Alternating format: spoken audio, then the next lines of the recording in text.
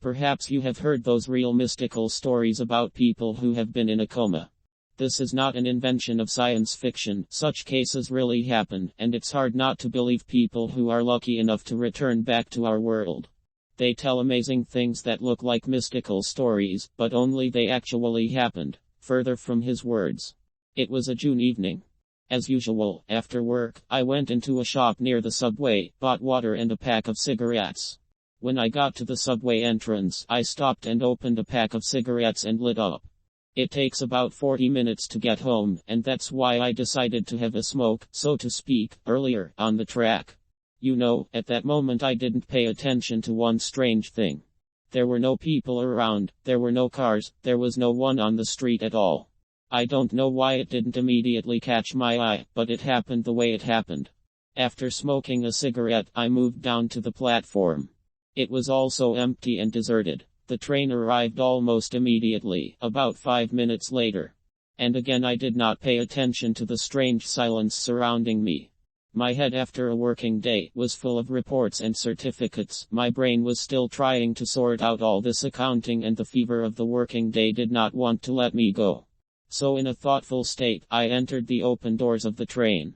I looked around looking for a free seat, but there were plenty of seats. Only at the very end of the car an old woman was sitting and sadly looking out the window. I sat down and, almost like the old lady, stared thoughtlessly out of the window. The train started. After about 20 minutes, it began to dawn on me that we were going by some strange route. The stations that we passed were completely unfamiliar to me, and I have been driving this route home every working day for 5 years. Some stations, the train passed without stopping, and some stopped. And then I saw people who got off the train, or vice versa, came in. All these people were somewhat similar. Everyone walked with their heads down, as if something very bad had happened in their life, walked slowly, no one talked or laughed. It was very strange and unusual. My brain, having digested all the working moments and sorted everything out, now began to focus on these oddities, and doubts and suspicions began to arise in my head. As a result, I couldn't stand it, got up from my seat and went to the only fellow traveler in my car, an old woman.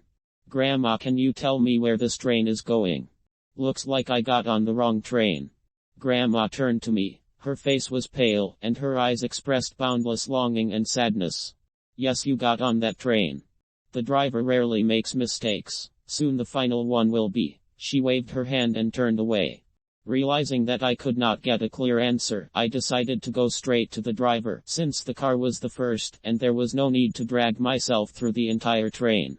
And again, strangeness, I easily walked into the cab, where the driver should have been, well, or someone who was driving this train. The doors were wide open, anyone could come in, but there was no one in the cabin.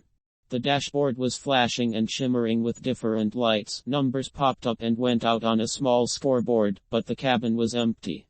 That's when it really started to creep through me. I began to realize that something very strange was happening here. Hey, is there anyone here?" I shouted, still hoping for a meeting with someone who would explain everything to me. And then the hissing of the speakers was heard, and a female voice, stretching out the words, said, "Passenger, Smith Elaine Ulster, get ready to get out." "It's me, Smith Elaine Ulster. It's me. What the hell is going on here?" I turned around and came face to face with a man in an old uniform, which was worn by the chiefs of trains in the 18th century. I'm here," I started, but the man interrupted me. "You got on the wrong train, Elaine. Yours is still on the way and will not come soon. You need to get off at the station in 5 minutes. Come on, I'll walk you out." "And who are you? And how is it the wrong train?" I asked. "I'm a train driver." "And the wrong train, that's what it means." I was wrong. This is rare, but it happens. Your time hasn't come yet. The train stopped and the door hissed open. "Go to the stairs where the light is." The driver shouted to me and the door closed, and the train started. I looked around, empty, no one. There are no advertisements and inscriptions on the walls. Everything is like in a hospital, sterile or something.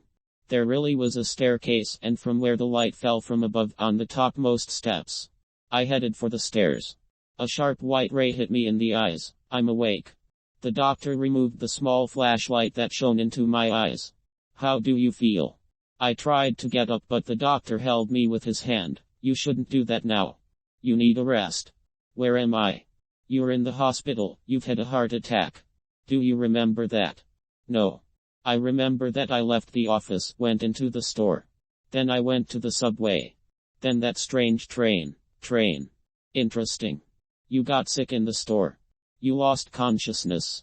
The seller called an ambulance, so you ended up here. I spent a month in a hospital bed and kept thinking about that train. I have long since passed the age when people believe in all sorts of mystical stories, but now I'm thinking myself, maybe there is something like this in our lives.